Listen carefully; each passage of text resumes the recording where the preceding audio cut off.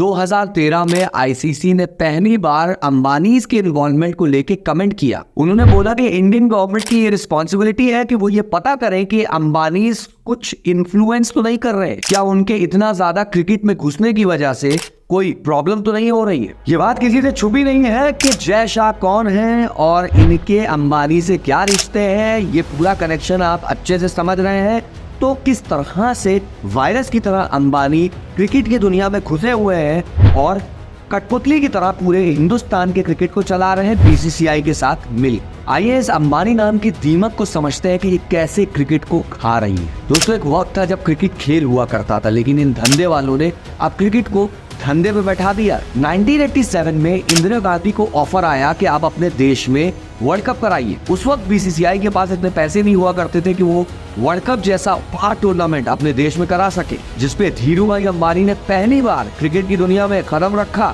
जिसपे धीरूभाई अंबानी ने सीधा ऑफर दे दिया गवर्नमेंट को कि भाई हम पूरा स्पॉन्सरशिप की जिम्मेदारी लेते हैं, हम पूरा खर्चा उठाएंगे और वर्ल्ड कप इंडिया में ही होगा, आप पैसे की चिंता मत कीजिए। लेकिन फिर एक हादसे में इंदिरा गांधी की डेथ हो गई और उनके बेटे राजीव गांधी पीएम बना दिए गए, जिसके बाद पीएम राजीव गांधी ने मौके की नजाकत न समझते हुए धीरूभाई अंबानी के पीछे इनकम टैक्स के भूत लगा दिए, जिसपे धीरूभाई अंबानी बिलक गए, कहने लगे चलिए निकलिए, अब मैं कोई पैसा वैसा नहीं दूंगा आप अगर इस तरह का रवैया रखेंगे। जिसके बाद बीसीसीआई ने अपनी सारी जेबें टटोलने के बाद भी सिर्फ 38 लाख रुपए का इकट्ठा कर पाए, जिसपे इंडियन गवर्नमेंट पहली बार अंबानी के सामने नतमस्तक हुई और अंबानी की शर्तों पे सारा काम हुआ। वीपी सिंह जो उस वक्त फाइनेंस मिनिस्टर थे, उनको हटा के डिफेंस मिनिस्टर बनाया गया, सिर्फ अंबानी पैसा वर्ल्ड कप में लगा दे इस वजह से। उसके बाद वैसा ही हुआ, अंबानी ने पूरा पैसा लगाया और बेहतरीन तरीके से वर्ल्ड कप हिंदुस्तान में 1987 में कंडक्ट किया गया, जिसकी वजह से क्रिकेट को एक बेहतरीन बूस्ट मिला।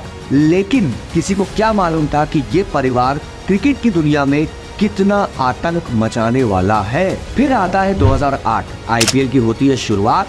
मुकेश अंबानी एक टीम खरीदते हैं और थोड़ा बहुत स्पॉन्सरशिप में भी अपना पैसा लगाते हैं। देखते ही देखते रिलायंस कम्युनिकेशन बन जाती है टाइटल स्पॉन्सर आईपीएल की और अपनी मजबूती का ऐलान कर देती। 2013 में मुकेश अंबानी के छोटे भाई अनिल अंबानी भी अपने पैर पसारना चाहते हैं आईपीएल की दुनिया में और क्रिकेट से कैसे धंधा बनाया जाता है इस बात को समझने के लिए घुसते हैं आईपीएल में। डिकन चार्जर नाम की टीम को खरीद लेते हैं, लेकिन भैया बड़ा भाई जो है वो बहुत बड़ा जानवर था, जिसने अपने छोटे भाई को खा लिया अपने पैसे और पावर की ताकत से। धीरे धीरे प्लेयर्स को इन्फ्लुएंस किया और स्पॉन्सर्स को इनके पास से खींचा और धीरे से अनिल अंबानी को फाइनेंशियल क्राइसिस के चलते आईपीएल की दुनिया से बाहर फेंक दिया। 2016 में नीता अंबानी जो कि मुकेश अंबानी की वाइफ है, वो वुमेन्स प्रीमियर लीग का प्रोजेक्ट लॉन्च करती है, जिसमें महिला क्रिकेट को सपोर्ट करने के बहाने से धंधा बनाना शुरू कर देती है। उसमें भी तगड़े से स्पॉन्सरशिप आती है, दबा के टाइटल स्पॉन्सर्स से पैसा आता है। डब्ल्यूपीएल के जरिए से एक इमोशनल मैसेज दिया जाता है जनता को कि वुमेन एम्पावरमेंट के चलते डब्ल्यूपीएल को भी लॉन्च किया जाए और आईपीएल के साथ साथ महिला क्रिकेट को भी बढ़ावा दिया जाए, जो कि देखने में तो अच्छी चीज है, लेकिन इसके पीछे कितना पैसे का खेल है इस बारे में आप सोच तक नहीं सकते। और आप तो अच्छे से जानते हैं कि उद्योगपति किसी और के बारे में नहीं सोचते हैं, सिर्फ इनको चाहिए पैसा। फिर आता है 2023। दोस्तों, अंबानी परिवार वायाकॉम 18 और पैरामाउंट ग्लोबल के साथ मिलके पूरे मीडिया राइट्स खरीद लेती है कि जहां पे भी इंडिया का मैच दिखाया जाएगा उसका सीधा सा पैसा इनके पास आए, चाहे वो हॉटस्टार के ऊपर दिखाया जाए, चाहे वो जियो सिनेमा पे दिखाया जाए, कहीं पे भी दिखाया जाएगा, उसका पूरा ठेका अंबानी का परिवार क्रिकेट की मीडिया का लिए हुए। आपको लग रहा होगा कि अंबानीज के इन्वॉल्वमेंट में कुछ तो अच्छा हुआ होगा, तो बेशक अच्छा हुआ है, ग्लोबल रीच आई है, प्रोफेशनलिज्म आया है, वुमेन्स क्रिकेट को बढ़ावा मिला है, लेकिन जो नुकसान हो रहा है हमारा, उसके आगे ये सारे फायदे सब फीके पड़ गए।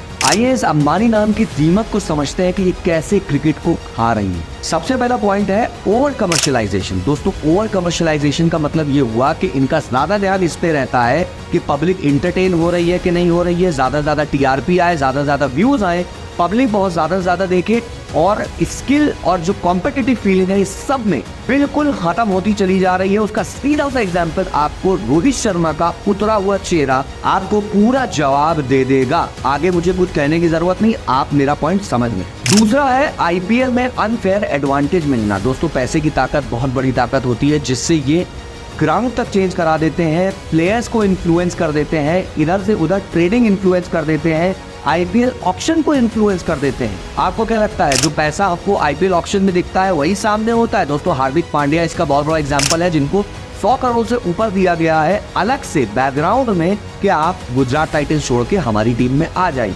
सौरव गांगुली ने भी एक इंटरव्यू में इस पे शक जाहिर किया है। जैसे मैंने आपको बताया कि पूरे मीडिया राइट्स वायाकॉम 18 के साथ मिलकर इनके पास है इस वक्त, तो ये पूरी तरह से किसी भी टीम की और अपनी टीम की इमेज को इम्पैक्ट कर सकते हैं। सीधा सा इन्फ्लुएंस इनका है, पूरा इन्वॉल्वमेंट है, और ये जनता के अंदर किस टीम को अच्छा दिखाना है, किस टीम को बुरा दिखाना है, और किस तरह से हिंदुस्तान की जनता का इमोशन को मैनिपुलेट करना है, वो पूरी तरह से इनके इस वक्त हाथ में।